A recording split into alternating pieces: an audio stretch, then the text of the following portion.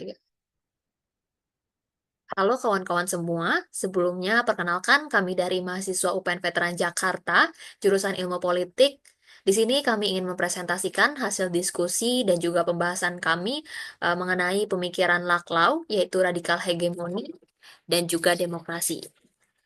Yang tugas ini untuk memenuhi ujian akhir semester dari mata kuliah pemikiran politik kontemporer. Sebelumnya, izinkan kami untuk memperkenalkan diri terlebih dahulu. Saya Azalia Reisa Harnum dengan NIM belakang 116.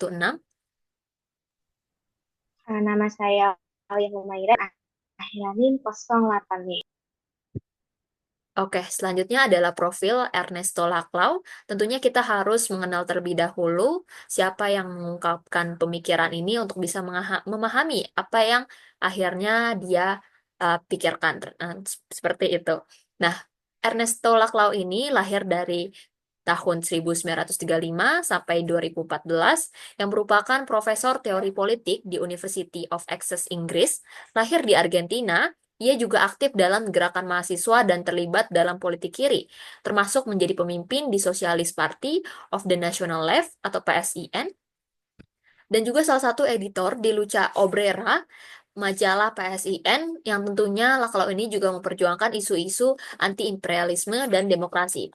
Namun, seiring ketidaksepahaman Laclau dan keutamaan PSIN yang terlalu berfokus pada pendekatan kelas yang sempit, sehingga kurang mampu memahami fenomena massa seperti Peronisme. Kekecewaan ini yang pada akhirnya membuat Laclau keluar dari PSIN dan juga mendalami teori hegemoni dari Gramsci dan Althusser yang kemudian membentuk pemikiran tentang demokrasi radikal dan juga pluralisme. Oke, tentunya yang melatar belakangi pemikiran dari Ernesto Laclau ini adalah situasi di mana setelah Perang Dunia, pemahaman demokrasi dalam model globalisasi tentunya muncul sebagai respon dari kemenangan Barat sebagai salah satu agenda liberalisasi mereka dalam menyatukan pasar dunia. Dan hadirnya rezim pembangunan internasional yang mencerminkan gagasan sistem dunia yang unipolar, bukan multipolar atau artian demokrasi kosmopolitan, tentunya demokrasi Laclau, menurut Laclau ini muncul sebagai respon terhadap dua hal utama dari kondisi tersebut. Yang pertama yaitu ketidakmampuan kapitalisme dalam mengatasi masalah sosial yang semakin kompleks. Dan yang kedua adalah keresahan di dunia kosmopolitan yang semakin plural. Dalam konteks ini, fragmentasi kelas dan kontingensi sejarah juga memerlukan pemahaman baru tentang perjuangan sosial dan menawarkan demokrasi radikal sebagai alternatif dalam politik global. Selanjutnya, kita perlu memahami juga definisi hegemoni menurut Laclau sehingga bisa mengerti pemikiran-pemikiran dia selanjutnya. Laclau melihat hegemoni sebagai cara kelompok-kelompok sosial membentuk identitas bersama untuk mencapai kekuasaan politik. Bagi Laclau, hegemoni bukan dominasi satu kelompok atas yang lain, tetapi proses dinamis di mana kelompok-kelompok bernegosiasi identitas mereka dalam situasi yang tidak stabil. Tentunya terdapat tiga aspek utama dalam memahami hegemoni menurut Laclau. Yang pertama adalah kontingensi atau situasi yang tidak stabil. Hegemoni muncul dalam kondisi yang tidak pasti dan berubah-ubah, di mana identitas kelompok tidak tetap sehingga identitas ini dibentuk melalui perjuangan sosial yang tergantung pada situasi yang ada.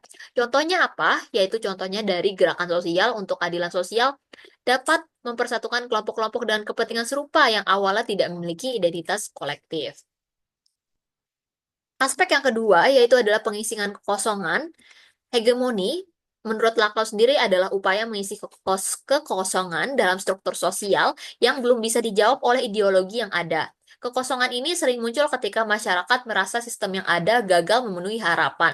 Jadi, ketika terjadi ketidakadilan sosial, kelompok-kelompok yang merasa tidak terwakili akan bersatu dan menciptakan narasi baru untuk memperjuangkan hak mereka.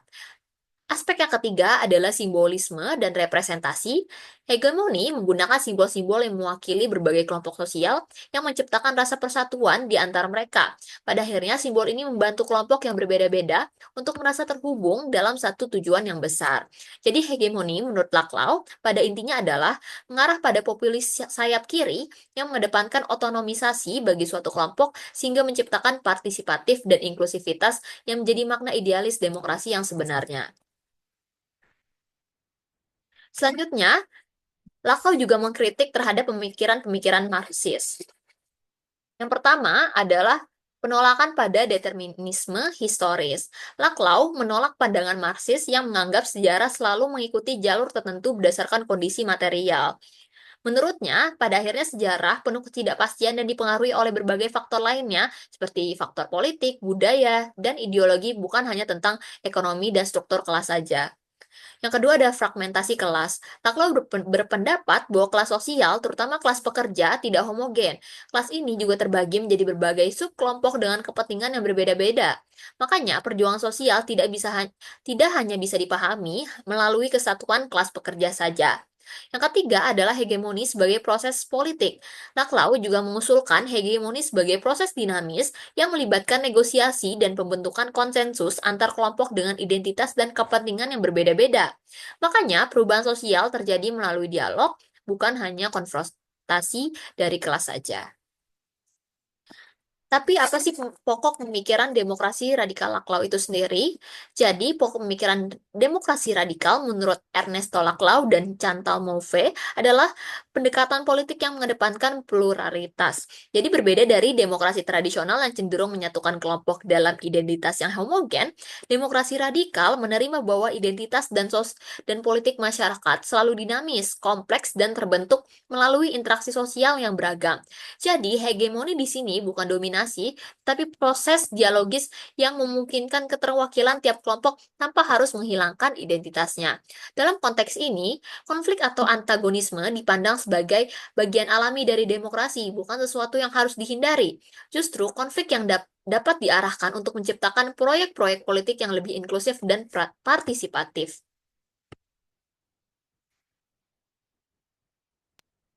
Oke, selanjutnya kita akan membicarakan demokrasi dari sudut pandang Laclau. Jadi yang sudah dijelaskan sebelumnya, Laclau dan Mofi, mereka melihat demokrasi ini sebagai ruang kontestasi yang penuh dengan antagonisme, di mana perbedaan kepentingan dan identitas harus diakui dan diperjuangkan secara terbuka. Mereka berpendapat bahwa usaha untuk menghindari konflik dengan menghilangkan pluralitas justru menunjukkan ketidakpahaman terhadap politik konstitutif atau hegemoni. Dalam perspektif ini, ketidakpahaman terhadap politik maksudnya artinya demokrasi bukanlah sebuah sistem yang dapat menghapus perbedaan gitu, melainkan sebuah sistem yang diyakini dapat memberi ruang bagi berbagai kelompok untuk bisa berjuang, berdialog, dan mengkonfrontasi satu sama lain dalam kerangka politik yang lebih inklusif. Oke, next bisa lanjut ke dua dimensi demokrasi menurut radikal. Oke, boleh di sebelumnya ayo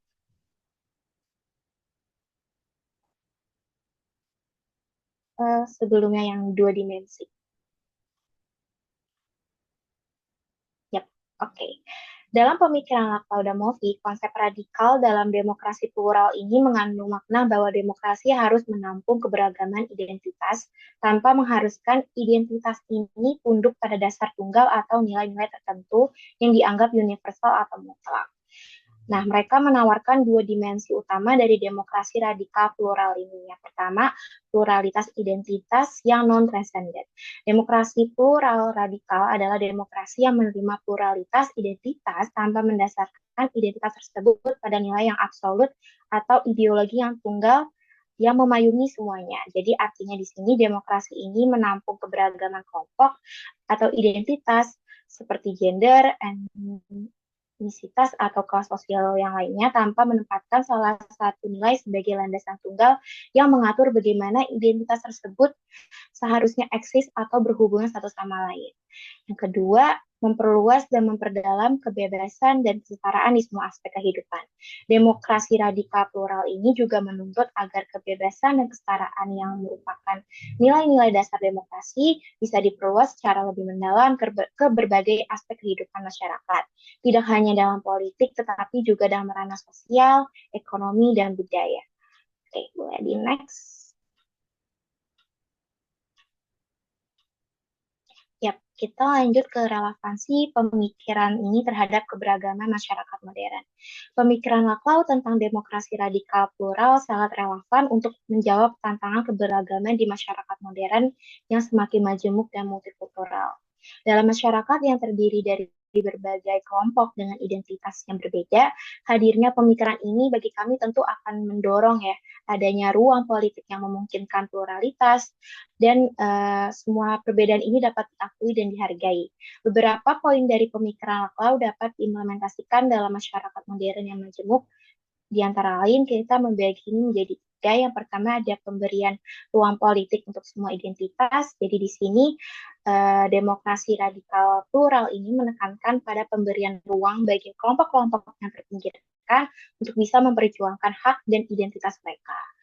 Kedua adalah mengutamakan hegemoni dalam pluralitas. Dalam demokrasi radikal ini, hegemoni adalah konsep yang memungkinkan terjadinya kesepahaman sementara atau koalisi antara kelompok yang berbeda, meskipun tidak ada konsensus yang universal, melainkan implementasi dari konsep ini diharapkan dapat dilihat pada kebijakan-kebijakan yang mengakomodasi berbagai kepentingan dan identitas tanpa menghapuskan perbedaan. Yang ketiga, menghindari dominasi identitas mayoritas. Dalam masyarakat yang majemuk, pemikiran demokrasi radikal plural yang menolak dominasi hegemoni ini relevan ya untuk mencegah penindasan terhadap kelompok minoritas. Implementasi prinsip ini dapat diwujudkan dalam bentuk kebijakan yang dapat melindungi hak-hak minoritas agar mereka tidak termarginalisasi oleh kelompok-kelompok yang dianggap mayoritas ini. Oke, boleh di next. Selanjutnya kita ke sisi negatifnya ya. Jadi dalam sisi dari demokrasi dan plural ini kita menemukan beberapa sisi negatif dan kritik terhadap pemikiran ini. Boleh di next?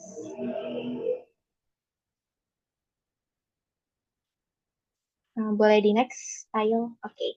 Yang pertama, terdapat resiko demokrasi radikal menjadi pembenaran untuk kekerasan.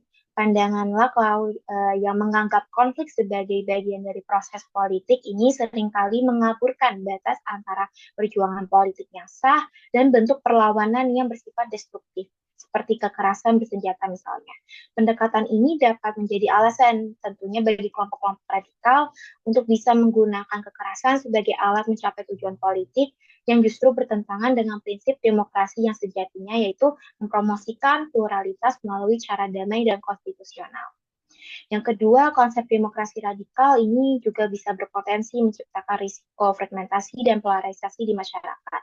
Dengan memberikan ruang bagi setiap kelompok untuk memperjuangkan agendanya tanpa adanya kesepahaman ya, dasar atau batas-batas tertentu, demokrasi radikal ini tentu dapat membuka peluang fragmentasi dalam masyarakat, di mana setiap kelompok cenderung memperkuat keyakinan masing-masing, alih-alih gitu mereka memahami dan mencoba menyatukan perspektif satu sama lain. Hal ini juga dapat mengakibatkan polarisasi yang semakin tajam, yang pada akhirnya dapat melemahkan solidaritas. Seperti itu. Bisa di next. Oke, yang ketiga ada pemikiran demokrasi radikal plural ini juga seringkali menolak gagasan konsensus universal karena dianggap dapat membatasi pluralitas. Dalam kondisi sekarang, konsensus itu kan tetap diperlukan untuk dapat memastikan kebijakan publik yang efektif.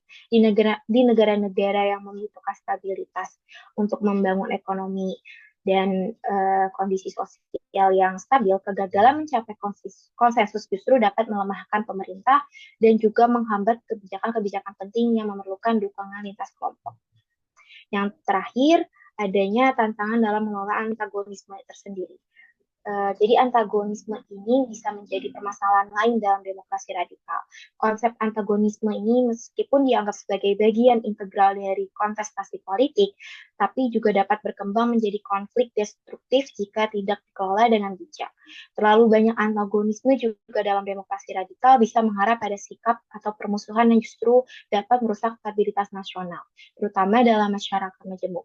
Tanpa pengendalian yang memadai, antagonisme ini juga dikhawatirkan dapat bukan lagi menjadi sarana diskusi yang sehat, melainkan bisa menjadi ancaman bagi keutuhan suatu negara. Oke, boleh di next. Ini kita move ke studi kasusnya. Jadi, kami memilih studi kasus tentang gerakan OPM di Papua. Jadi gerakan ini menunjukkan bagaimana sih dinamika sosial politik di daerah tersebut dapat dianalisis melalui lensa teori demokrasi radikalnya plural Laplace. Gerakan ini yang merupakan respon terhadap ketidakpuasan masyarakat Papua terhadap integrasi ke Indonesia. Seperti yang kita tahu, ketimpangan pembangunan serta marginalisasi politik dan ekonomi telah mencerminkan antagonisme yang mendalam antara masyarakat Papua dan negara, which is ini dalam lingkup pemerintah. Dalam perspektif Laklau, antagonisme ini memang sebuah bagian yang tidak dapat terpisahkan dari proses politik yang dinamis, di mana konflik identitas dan kepentingan menjadi ruang bagi ekspresi pluralitas tersendiri dan perlawanan terhadap hegemoni negara. Namun, meskipun teori demokrasi radikal plural ini memberikan ruang bagi perbedaan dan perlawanan sebagai bagian dari proses demokrasi, aplikasi dari gagasan ini dalam konteks gerakan OPM tentunya telah menunjukkan tantangan yang serius. Kami menemukan bentuk perlawanan radikal yang konfrontatif termasuk penggunaan kekerasan senjata, menunjukkan sisi negatif dari teori ini yang telah dijelaskan sebelumnya di sisi kritik dan alasan mengapa bisa menimbulkan kritik, ya ini potensi konflik yang tidak terkendali dan merusak stabilitas sosial dan politik. Jadi sebagai kesimpulan akhir dari studi kasus ini, meskipun demokrasi radikal plural dapat memberikan kerangka bagi pengakuan pluralitas dan perjuangan identitas, tantangan dalam pengelolaan antagonisme dan perlawanan radikal ini juga menunjukkan bahwa penerapan prinsip-prinsip ini memerlukan kehati-hatian agar tidak memicu polarisasi yang lebih lanjut atau kekerasan yang bisa merugikan semua pihak. Oke, boleh di next. Terakhir, kami memberikan kesimpulan pemikiran demokrasi radikal plural menurut Laklau menekankan pentingnya pengakuan terhadap pluralitas identitas dan konflik sebagai bagian dari proses demokrasi, dengan memberikan ruang bagi kontestasi ide dan kepentingan dari masyarakat yang beragam tentunya. Relevansi teori ini terlihat dalam kemampuannya untuk bisa mengakomodasi keberagaman dalam masyarakat modern yang memungkinkan suara-suara marginal atau kelompok-kelompok yang terpinggirkan untuk bisa didengar. Namun tantangan utamanya dari penerapan teori ini tak bisa lepas dan terletak pada potensi dari sisi negatifnya, yaitu risiko adanya kekerasan sebagai pembenaran untuk perlawanan radikal, peningkatan polarisasi sosial yang dapat merusak kohesi nasional, juga serta kesulitan dalam mencapai konsensus yang diperlukan untuk kebijakan publik yang lebih efektif. Jika tidak dikelola dengan hati-hati, demokrasi radikal plural ini dikhawatirkan dapat memperburuk antagonisme dan konflik dalam masyarakat luas. Oke, boleh di next.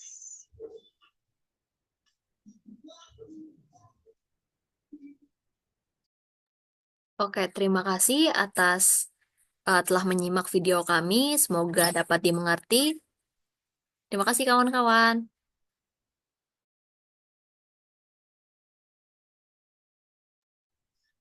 Oke.